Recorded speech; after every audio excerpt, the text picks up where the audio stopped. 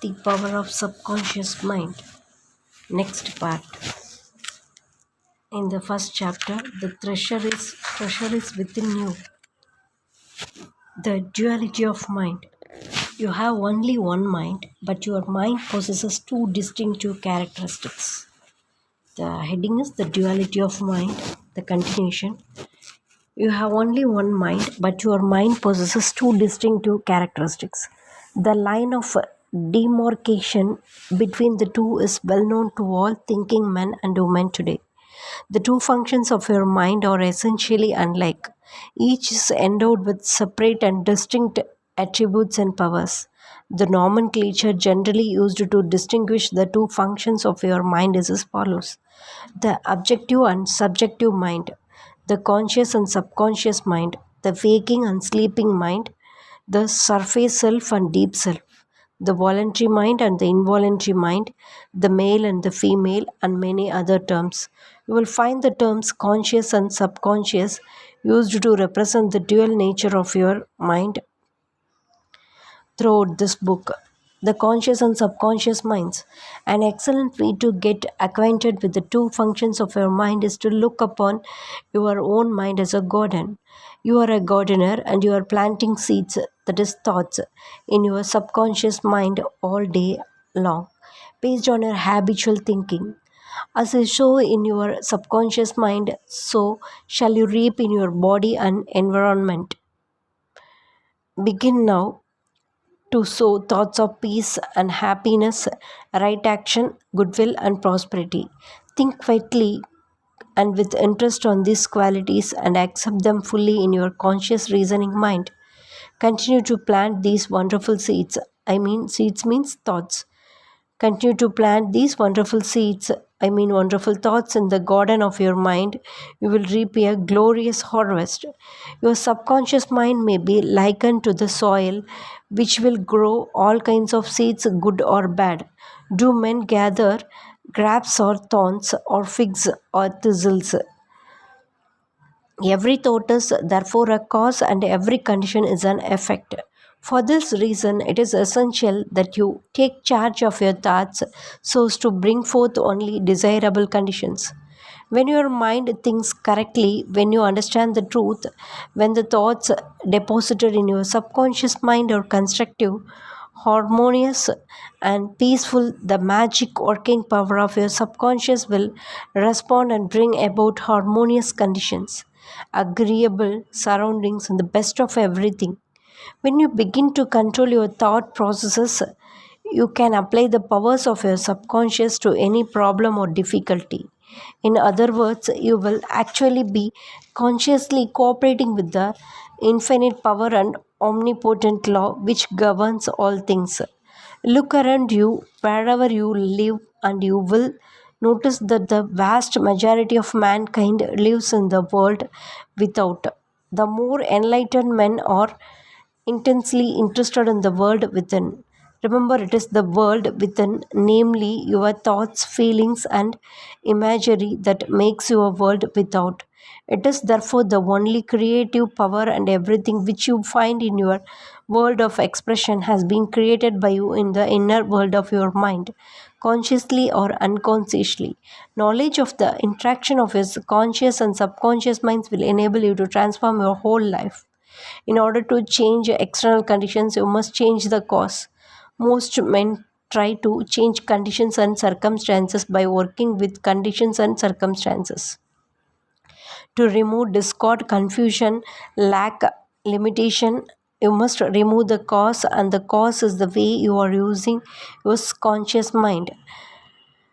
In other words, the way you are thinking and picturing in your mind, you are living in a fathomless sea of infinite riches. Your subconscious is very sensitive to your thoughts. Your thoughts form the mold or matrix through which the infinite intelligence, wisdom, vital forces, and energies of your subconscious flow.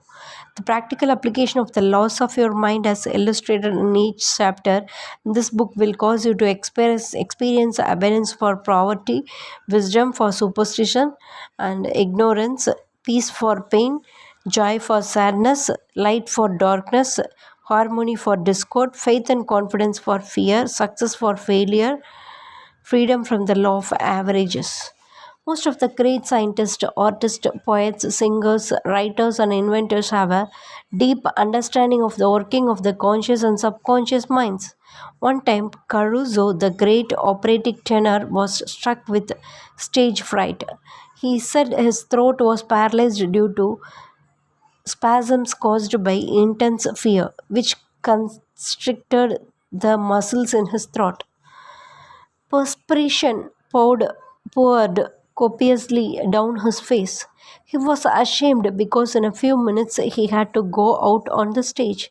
Yet he was shaking with fear and trepidation. He said, "They will laugh at me. I can't sing."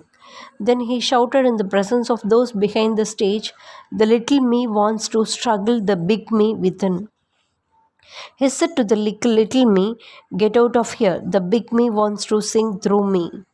By the big me, he meant the limitless power and wisdom of this subconscious mind, and he began to shout, "Get out, the big me is going to sing." His subconscious mind responded, realizing the vital forces within him. When the call came, he walked out on the stage and sang gloriously and majestically, enthralling the audience. It is obvious to you now that Caruso must have understood the two levels of mind, the conscious or rational and the subconscious or irrational mind. Your subconscious mind is reactive and responds to the nature of your thoughts. When your conscious mind, that is the little me, is full of fear, worry, anxiety, negative emotions, and engendered in your subconscious mind, the big me endangered in your subconscious mind. Subconscious mind means the big me, or realized and flood the conscious mind with a sense of panic, foreboding, and despair. When this happens, you can, like Caruso, speak affirmatively and with a deep sense of authority to the irrational emotions generated in your deeper mind as follows. Be still, be quiet, I am in control. You must obey me. You are subject to my command. You cannot intrude when you do not belong.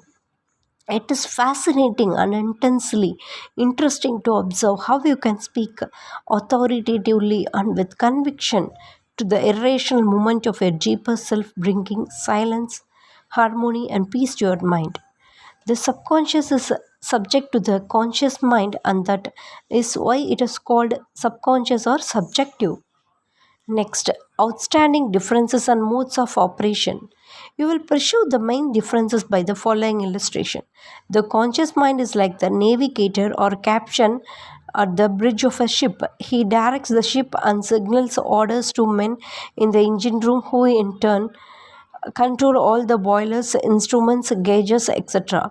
The men in the engine room do not know where they are going, they follow orders. They would go on the rocks if the man in the bridge issued faulty or wrong instructions based on his findings with the compass, sextant, or other instruments. The men in the engine room obey him because he is in charge and issue orders, which are automatically obeyed. Members of the crew do not talk back to the captain, they simply carry out orders. The captain is the master of his ship and his decrees are carried out. Likewise your conscious mind is a captain and the master of your ship, which represents your body, environment, and all your affairs. Your subconscious mind takes the orders you give it based upon what your conscious mind believes and accepts as true. When you repeatedly say to people, "I can't afford it," then your subconscious mind takes you at your word and sees to it that you will not be in a position to purchase what you want. As long as you persist in saying, "I can't afford that car, the trip to Europe, that home, that fur coat, or ermine wrap," you can rest assured that your subconscious mind will follow your orders and you will go through life experiencing the lack of these things. Last Christmas evening, a beautiful young university student looked at an attractive and rather expensive traveling bag in a store window. She was going home to Buffalo, New York for the holidays. She was about to say, I can't afford that bag, when she recalled something she had heard at one of my lectures, which was never finish a negative statement. Reverse it immediately, and wonders will happen in your life. She said, that bag is mine. It is for sale. I accept it mentally, and my subconscious says to it that I received it. At 8 o'clock Christmas evening, her fiance presented her with a bag exactly the same as the one she had looked at and mentally identified herself with at 10 o'clock the same morning. She had filled her mind with the thought of expectancy and realized the whole thing to her deeper mind, which has the know how of accomplishment. This young girl, a student at the University of Southern California, said to me, I did not have the money to buy the bag, but now I know where to find money and all the things I need, and that is in the treasure house of eternity within me. Another simple illustration is this: when you say, I do not like mushrooms, and the occasion subsequently comes that you are served mushrooms in sauces or salads, you will get indigestion because your subconscious mind says to you, the boss means your conscious mind, does not like mushrooms.